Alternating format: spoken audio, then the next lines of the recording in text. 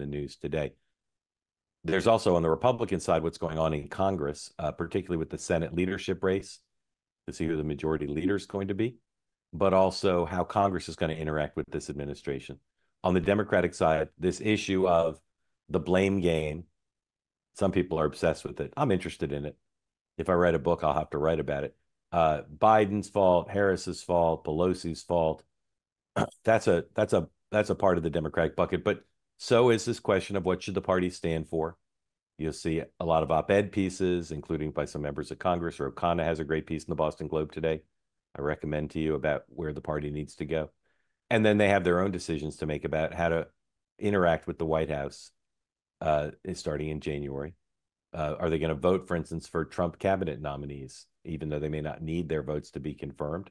What will the posture be? And that will be in early January. So not much time for them to figure out the sort of symbolism of how they're going to interact with Donald Trump. And then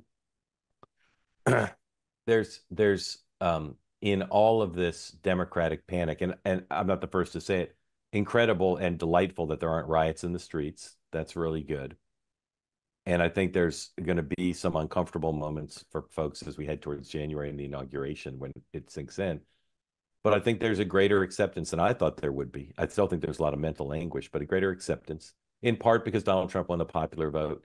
Would have been a lot worse for unity and appreciation for the result if he had won the electoral college, but not the popular vote. You see a lot of crazy things, including people in journalism writing stories about how Justice Sotomayor should step down now so the Democrats could confirm her replacement before January. It's such a crazy discussion on so many levels, procedural, politics, etc.